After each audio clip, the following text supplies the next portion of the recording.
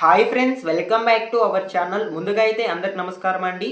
ఆంధ్రప్రదేశ్ రాష్ట్ర వ్యాప్తంగా పింఛన్లకు సంబంధించి ఒక తాజా సమాచారం అయితే రావడం జరిగిందండి.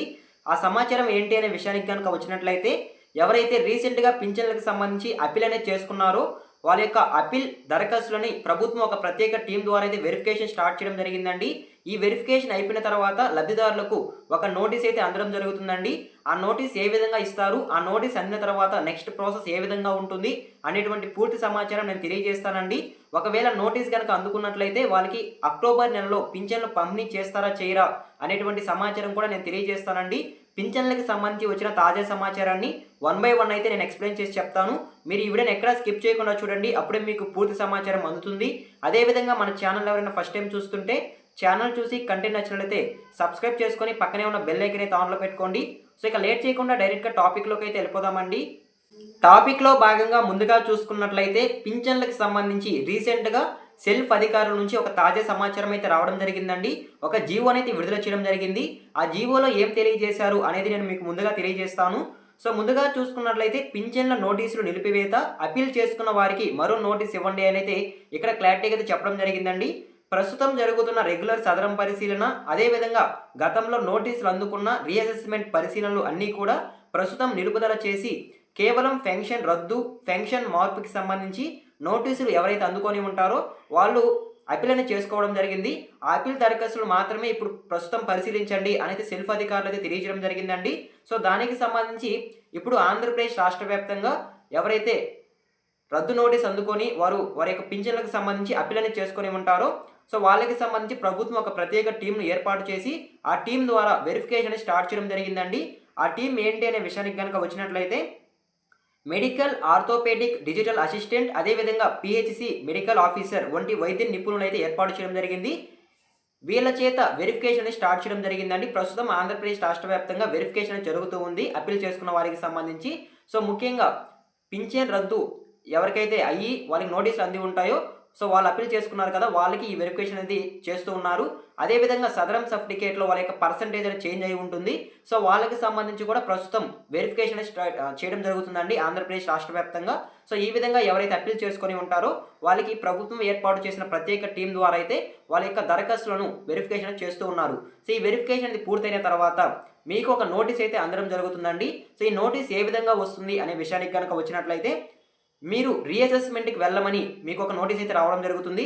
మరి కొంతమందికి మీరు పింఛన్కి అర్హత కలిగి లేరు, మీకు పింఛన్ రద్దు అవుతుంది అనేది ఒక నోటీస్ అయితే రావడం జరుగుతుంది. ఈ విధంగా 2 నోటీసులు అయితే మీకు రావడం జరుగుతుందండి. మీ గ్రామ వార్డ్ సచివాలయంకి అయితే ఈ నోటీసులు అనేవి అందజేస్తారు.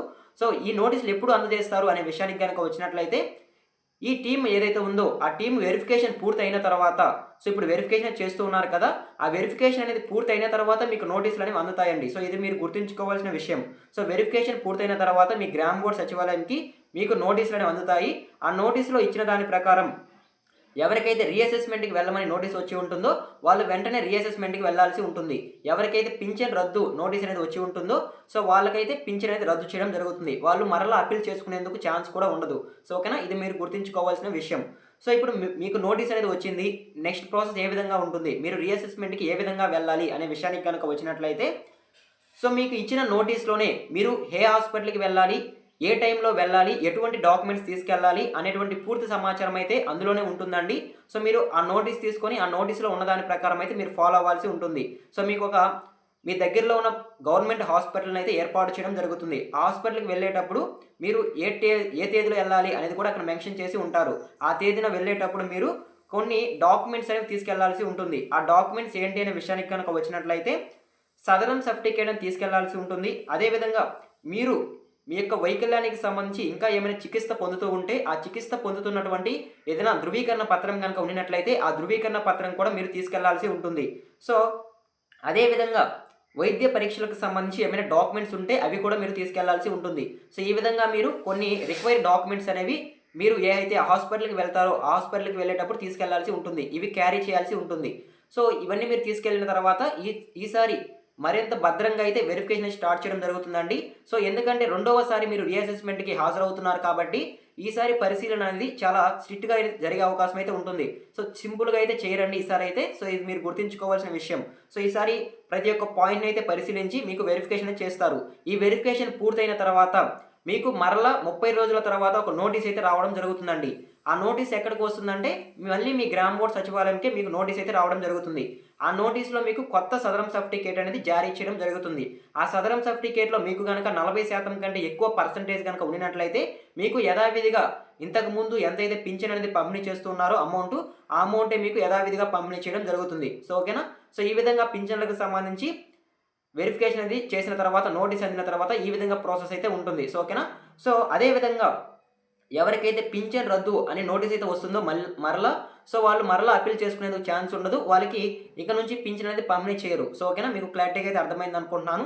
అదే విధంగా సదరం సర్టిఫికేట్‌లో వాళ్ళ యొక్క పర్సెంటేజ్ చేంజ్ అయిందని ఎవరైతే అప్పీల్ చేసుకొని ఉంటారో వాళ్ళకి సంబంధించి కూడా ప్రాసెస్ ఈ విధంగానే ఉంటుంది. సో, వాళ్ళకి నోటీస్ వచ్చిన తర్వాత వాళ్ళు కూడా వాళ్ళకి కేటాయించిన హాస్పిటల్‌కి వెళ్లి వెరిఫికేషన్ చేసిన తర్వాత మరలా మీకు పింఛన్ ధృవీకరణ పత్రం అని ఒక నోటీస్ అయితే రావడం జరుగుతుంది.